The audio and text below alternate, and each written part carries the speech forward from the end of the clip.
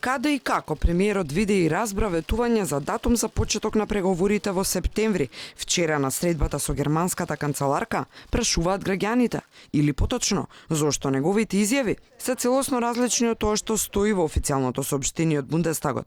Ова се главните дилеми на кои дополнителни објаснувања од премиерот нема, но затоа јавноста сама ги чита, толкува па и ги преведе пораките од Бундестагот, например една професорка по германски јазик. Ова е официјалното соопштение од кабинетот на Меркел за средбата на Заев со неа. Мојата професорска маленкост по германски да никаде не проучила дека ќе има датум во септември. Бојрум, превод за тие што размислуваат со своја глава. Пишува Браздова.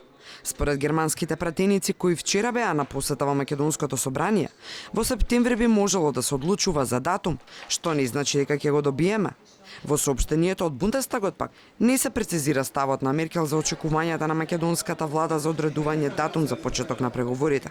Германија заедно со Франција си поставија цел за јакнување на стабилноста на Балканскиот регион. Важен чекор кон тоа беше решавањето за спорот со името Македонија. Под покровителство на Обединетите нации, Балканската држава од 12 февруари 2019 се преименува во Северна Македонија, со што се стави крај на спорот за името со Грција, што траеше од 1991 година. Во април премиерот Зоран Заев исто така присуствуваше на состанокот за Западен Балкан, што го организираа германската канцеларка Ангела Меркел и францускиот претседател Емануел Макрон.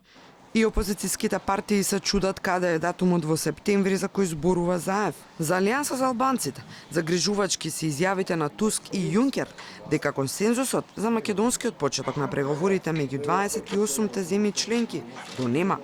И причините за ова се многу јасни, ако внимателно се анализираат дискусиите во парламентите на Германија, Франција и Холандија, велат од партијата. Во извештајот за напредокот се забележува дека корупцијата е распространета во многу области и останува предмет на загриженост, како и непочитувањето на независноста на судството и политичко мешање остануваат значителни проблеми. На граѓаните треба да им биде јасно дека ова е главната причина за одложувањето на одлуката за отварање на преговорите. Толкувањата на премиерот наспроти јасните пораки, но со каква цел? Она што е известно е дека на министерскиот состанок на членките на ЕУ на 18 јуни зелено светло за датум за Македонија нема да има, а септември очигледно се толкува по сопствена волја, иако соопштението на Бундестагот има јасни реченици.